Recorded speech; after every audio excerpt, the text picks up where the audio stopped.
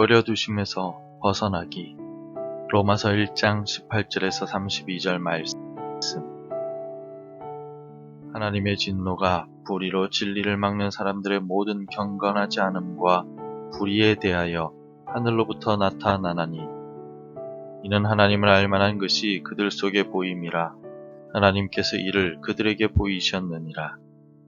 장세로부터 그의 보이지 아니하는 것들, 곧 그의 영원하신 능력과 신성이 그가 만드신 만물에 분명히 보여 알려졌나니, 그러므로 그들이 핑계하지 못할지니라.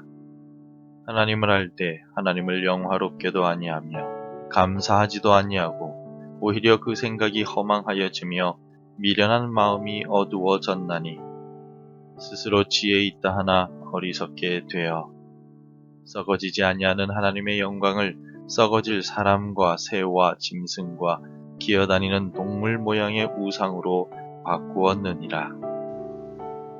그러므로 하나님께서 그들을 마음의 정욕대로 더러움에 내버려 두사 그들의 몸을 서로 욕되게 하게 하셨으니, 이는 그들이 하나님의 진리를 거짓 것으로 바꾸어 피조물을 조물주보다 더 경배하고 섬김이라. 주는 곧 영원히 찬송할 이시로다. 아멘. 이 때문에 하나님께서 그들을 부끄러운 욕심에 내버려 두셨으니, 곧 그들의 여자들도 순리대로 쓸 것을 바꾸어 영리로 쓰며, 그와 같이 남자들도 순리대로 여자 쓰기를 버리고 서로 향하여 음욕이 부릴 듯하며, 남자가 남자와 더불어 부끄러운 일을 행하여 그들의 그릇 때문에 상당한 보응을 그들 자신이 받았느니라.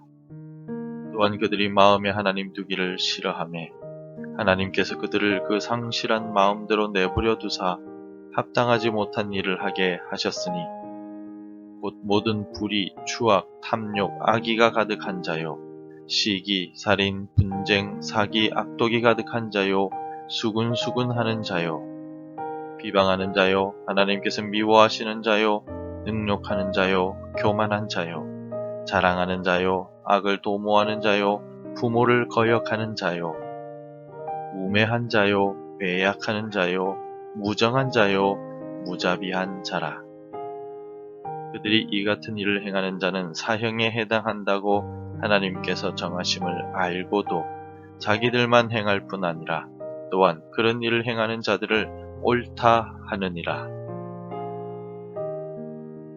어린 자녀가 마트의 장난감 코너 앞에서 떼를 쓸 때 부모가 할 수 있는 가장 강력한 처방은 내버려 두는 것입니다. 엄마는 간다 라는 말과 함께 그 자리를 떠나버리면 바닥에 누워서 떼를 쓰던 아이도 금방 일어나서 울며 따라 나서게 되어 있습니다. 아이는 버림받을까봐 두렵기 때문에 떼를 쓰다가도 부모를 따라 나서게 되는 것입니다. 청소년기에 접어들면서 아이들은 이제 자신들이 좀 컸다 생각하기 시작하고 부모의 조언이나 교훈을 잔소리로 듣기 시작합니다. 그래서 이제 그만 내버려 두세요. 내 마음대로 하고 살 거예요 라고 말하기 시작합니다. 그렇다고 해서 부모가 자녀의 말을 듣고서 진짜 내버려 두면 자유가 방종이 되어버리기도 합니다. 오늘 본문의 말씀은 하나님께서 인간에게 하실 수 있는 가장 큰 심판인 내버려 두심에 관한 말씀입니다. 본문에서 사도 바울은 하나님은 인간을 두 가지의 죄악에 내버려 두셨다라고 말합니다. 가장 먼저 하나님은 우리 인간을 마음의 정욕대로 더러움에 내버려 두셨습니다. 그러므로 하나님께서 그들을 마음의 정욕대로 더러움에 내버려 두사 그들의 몸을 서로 욕되게 하게 하셨으니, 인간이 어려서부터 생각하는 것이 악했다는 창세기의 말씀과 같이 하나님의 형상대로 창조된 인간이 죄로 인하여 악한 존재가 되고 말았습니다. 하나님께서 아무리 경고를 하셔도 하나님의 말씀을 듣지 않고 자신의 마음의 정욕, 즉 우상 숭배의 정욕에 사로잡혀 하나님을 떠나고 말았습니다. 그래서 하나님은 25절에 나타난 바와 같이 조물주이신 하나님보다 피조물인 각종 자연의 것을 숭배하는 마음의 정욕대로 내버려 두셨습니다. 또 하나님은 인간을 상실한 마음대로 내버려 두셨다라고 사도 바울은 말합니다. 또한 그들이 마음에 하나님 두기를 싫어하며 하나님께서 그들을 그 상실한 마음대로 내버려 두사 합당하지 못한 일을 하게 하셨으니, 인간은 더 이상 하나님이 필요 없다는 마음을 가지기 시작했는데 이 같은 마음을 상실한 마음이라고 바울은 표현합니다. 상실했다라는 이 말의 원뜻은 아무런 가치가 없다, 아무런 유익이 없다라는 뜻입니다. 하나님은 인간이 더 이상 하나님이 필요 없다라고 생각하는 무가치한 마음을 가지고 살아가도록 내버려 두셨다라는 의미입니다. 하나님께서 인간을 마음의 정욕대로 더러움에 내버려 두시고 상실한 마음대로 내버려 두신 결과가 무엇이겠습니까? 32절을 함께 읽겠습니다. 그들이 이 같은 일을 행하는 자는 사형에 해당한다고 하나님께서 정하심을 알고도 자기들만 행할 뿐 아니라 또한 그런 일을 행하는 자들을 옳다 하느니라. 하나님께서 인간을 자기 정욕과 상실한 마음대로 내버려 두신 결과 인간은 사형, 헬라어로는 다나토스, 즉 죽음을 맞이하게 되었습니다.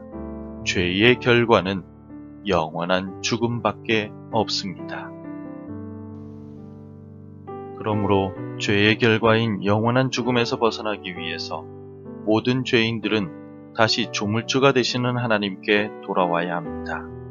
에덴 동산에서 아담과 하와가 범죄하기 이전에 하나님과 함께 거닐었던 모습을 회복하기 위하여 우리는 다시 하나님께 돌아와야만 합니다.